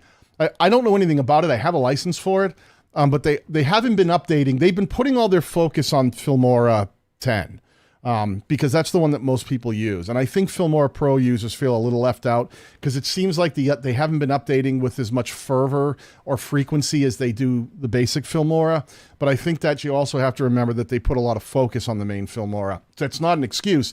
If I used Filmora Pro instead of Filmora 10 more often, I'd be like, yeah, why don't we have more development in this? Because it seems to be a little bit behind on that. I'd like to see them spend more time on it just for people who have been using it, but you're absolutely right. They are still supporting it. It's out there. I haven't heard anything different, but they just haven't put as much time as they have into this basic one. I call it the basic, the normal Filmora. This Filmora and this Filmora Pro, I don't know why they use the same name. They're two completely different softwares that just happen to be made by the same company. Pro isn't an upgrade. It's just a different software completely designed to do things totally different. Can you add 4K effects on, I don't know what that means. High 4K effects on 128p videos. I don't know what that means. Gamers have a real issue that they speak in gaming terms. You think in terms of like, I need to, what's 128p? I don't even know what that means.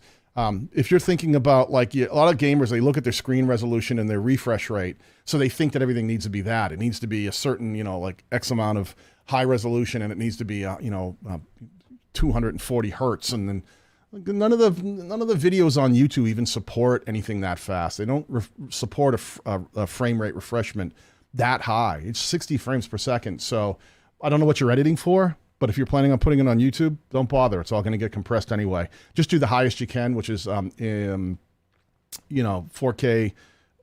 full 4K resolution if you're capturing in full 4K, and then just run a high bit rate. It's much better. You'll get a much better quality product if you run a much higher bit rate. 120. I don't know what 128p is. I think he meant him in 120. I don't know. Again, gamers speak in terms of monitors and refresh rate because that's how they think. But that's not how video works in general. You'll never capture something that will reflect that kind of resolution, not on YouTube because they compress it too much. How much RAM would you need to edit properly 4K film in Filmora X? I use 64 gigabytes. Seems to do the trick. I think it's excessive. The difference between 8 and 16 is huge. 16 is much better than 8. The difference between 32 and 16 gigabytes of RAM is huge, much better with 32. The difference between 32 and 64 in most cases not as big of a difference. So I would say target 32 if you can get to it. It seems to be a nice number for editing in most software. On PC, if I'm running 32 gigabytes, it seems to do well. My iMac Mini has 16 gigabytes of RAM, but that's the biggest they sell, but it's a completely different operating system and structure. And DaVinci Resolve runs great on that. So it depends. But on PC, no less, I personally, no less than 32. CPU, nothing less than an i7 or a Ryzen 7. Go for a 9 if you can, and the most recent generation of any of those that you do choose. When it comes to a graphics card, you need something, if you're using NVIDIA, something in a 2 series or better, 20 series. 2080s are nice. If you're trying to edit with like a 1650 NVIDIA, it's going to struggle, especially when you start adding, if you're in high resolution edits, it's going to struggle. Yeah, it's too much they're charging for removing the watermark. Says who? Says who? What's the street price right now? I think I still have a link that you can get it for $60. That's too much? Use something else, my man. Find something free. They're not asking too much. You just don't want to pay it. There's a big difference. How much do you expect to pay for a piece of editing software that gives you all the, the updates along the way too? So I don't think it's too much. Anyone else in there think that Filmora is too expensive? I don't think so. Let me see. What else are we talking? I'm trying to catch all these. Is that my pal Iggy? Stay alive with John. You have to buy it from with the watermark. You tell him, Iggy. Iggy's great, and you guys don't know Iggy. If you want to learn more about the kind of system specs, building a PC that can actually run software effectively, this is my pal Iggy from This Bytes For You. He has a channel dedicated to PC building. Iggy also used to work for companies like Alienware. He is no joke, my friends. When it comes to building PCs, he's your man. Please check out his channel. If you have questions specific to especially PCs, not a Mac guy, but PC, he is your guy. If you have questions like, well, how do I get this to work? Or how do I install this? Or how do I change out my graphics card? Or I want to improve my CPU? Or can I get more, RAM into my system? What's the right motherboard? What's the right case to put it in? What about power supplies? How much power do I need for the kind of system I'm building? Iggy is your guy. Please go to his channel and subscribe. Let's see. Yeah, I know what country are you in? You in India? I bet. Maybe Pakistan? Boy, I tell you what. India's tough. They definitely they're up a little higher. I was trying to get, they're about 80%. Man, we were trying to send out prizes for a recent contest we did, and I could get it to South Korea, I could get it to Australia. Good luck trying to get stuff into India. Their government just shuts everything down. Kills me. They make it so hard. They think everything is money laundering. So if you can't invest in yourself, you do not deserve to have anyone invest in you, time or money. What the heck is wrong with some of you kids? Dude, I totally believe you need to invest. Read that first part twice by the director of Awesome, who just lived up to his name. You need to learn to invest in yourself. Don't expect people to give you anything. There are plenty of free things you can use out there, but if you want what you want, expect to save up money, work for it, invest in it, learn it, get good at it, and that's how you can turn around and turn it into something profitable, right? Because I'm a full-time content creator. This is all I do. But I didn't start this way. I had to spend a ton of time and effort saving money, working jobs to make sure that I could buy the things I needed and try to make content that connected with people before I could get to that point. He makes an excellent point. You really need to take yourself serious and really invest in yourself and the things that you want to do, and it'll work out. What is this question? How much do you earn by just 10K views if you have 1K subscribers? That's a YouTube question. Nothing. It has nothing to do with subscriber count, and 10K views is nothing. It's called RPM, which is revenue per thousand. Revenue per thousand, depending on your niche, it varies. Depends on where. Like one of the things here, you want to get real? A lot of people that are in my community are from India. I get crap money for my videos playing in India because there's no market there. They don't buy. Nobody buys. When ads play before videos in India, people don't buy. People just don't buy. In the United States, people buy. So when I make content that plays in the United States, I make a lot more money. I make 10 times more money when my video plays in the United States. So when I make a lot of Filmora stuff that tends to be very popular in Pakistan, it's popular in America too, but really big in India, really big in Nigeria, Pakistan, a lot of global audiences. Those videos make me no money. You want to get real? Here, let me show you. How much can you make? Let me show you. Let's get real. I'm not afraid to share. I'm a real human being. Let me show you what you can expect when you make Filmora tutorials. This is why a lot of times I don't, I tell people, listen, super chats and things like that are greatly appreciated because I live in America. Things are expensive, costs a lot of money to do what I do. But let me show you this. Let me give you an example. Let me go into YouTube Studio here. I'll show you some stuff. I'll blow your mind. Now, remember, you know, price is relative. What someone might think is a lot of money, someone else might not think is a lot of money. But let me start here and I'll open up. I'm going to show you a video that has, okay, here we go. You ready? You want to ask a question? Let's stop here for 1 second so we can get serious. Let's get serious. Here's a video that has 1.8 million views. It's a Filmora tutorial. 1.8 million views. It has earned under $2,000 for almost 2 million views in its lifetime. Anyone want to do the math on that? When we look at the revenue, the RPM right here means that's what this is. Revenue per 1,000. For every 1,000 views, this video has made me $1, $1 US. Okay. So your question of, well, how much money would you drive on 10,000 views? For every 1,000 views, that video drives me $1. I would have made $10.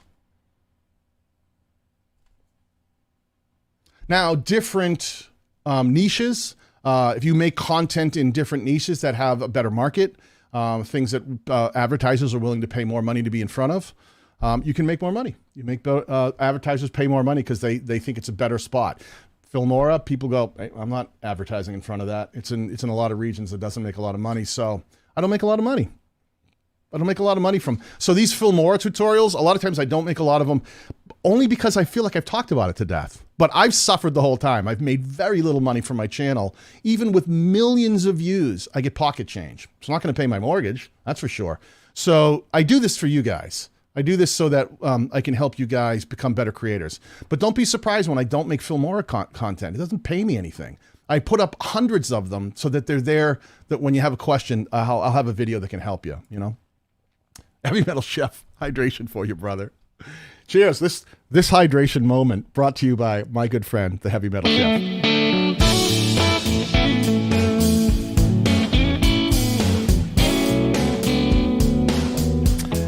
That was beautiful. Thank you for reminding me. Hydration is important. Yeah, so this is one of those things, you know, you have to, this is exactly what Tish is talking about. This is why a lot of my channel is moving to a smarter thing that I really want to be here for. Tish knows this. She's in my members only group. This is why we talk about other revenue sources. This is why I work with a lot of companies. That's why I work with different sponsors. And that's why when I make content that teaches the thing that I really love, how to, not just teach you how to find something in Filmora, that does nothing. When I teach you how to make better video content, put it onto YouTube, and learn how to start connecting with the target audience, get people to watch your video, start making make a successful channel, start making money of your own, become, be able to quit that day job and become a successful YouTuber. That's what my channel's really about. That's what I always wanted it to be. And when I make that content, I get a lot more money. Just because it serves a different audience. It serves a larger target audience who are serious. Whereas if I make a little Filmora trick, it serves a lot of like younger kids and stuff. Nothing against younger kids. I love you too. But who just want to learn the trick, and they're not buying anything. They're not a buying audience. A lot of them don't even have a credit card yet. So they're like, I'm not buying anything. I just wanted to learn that one thing in Filmora, which is great, but it wasn't that's why they have a Filmora channel. I always tried to be more. I'm here for people who do use software that I use. I don't mind helping out. But in general, like the thing we're trying to do here is, listen, I want to teach all you guys how to make better videos. I don't care what software you're using. I want to teach you how to get them onto YouTube and package them right, make better thumbnails, learn how to upload them and make them look good, learn how to structure the videos so that people want to watch them, and then figure out how to build a channel that connects with people. So you're not just making videos, putting them on YouTube and going, nobody watches my videos. I spent all that time editing and nobody is watching my videos. That's not what I want. I want to see all of you guys be successful. So the real purpose of my channel is not Filmora. The purpose here is to teach you to edit content, get it up onto YouTube, get it to connect with people and grow your channel. Auntie Rachel's Chaotic Kitchen. Are you still doing one-on-one consults? Yes, I am. If you go to danielbatal.com, Megan, feel free to drop that in the chat. You can book time right into my schedule right from the homepage of my website. I do one-on-one. I've limited them because they took up so much of my schedule that I'm pretty much only doing them 2 days a week. But all day long on Tuesdays and Thursdays EST, I make myself available for consultations. Thank you for asking, and thank you for the £5 super chat. Absolutely appreciate the question. Let's see. Yes, he is. Go to his website. Right. Listen, I talked a lot here. If I tried downloading the software, it seems to work for me. We talked about a lot of the questions in the chat. If there is something specifically, not just it's lagging, if you find something in the new version of Filmora that's not working that I have missed, please leave it in the comment in the replay of this live stream, because I'd like to pick it up from there with you guys and see if we can suss out any issues so that maybe we can find some solutions to them, some workarounds. Sometimes they move things, and sometimes it's simple as a quick little fix and we can get things working again. Okay. Thank you guys for all the super chats. Thank you guys for hanging out in the chat with me and sharing some of your things that have you been going through. I hope some of this information has been helpful, and I hope you guys enjoy the rest of your weekend. I'll talk to you soon. Okay.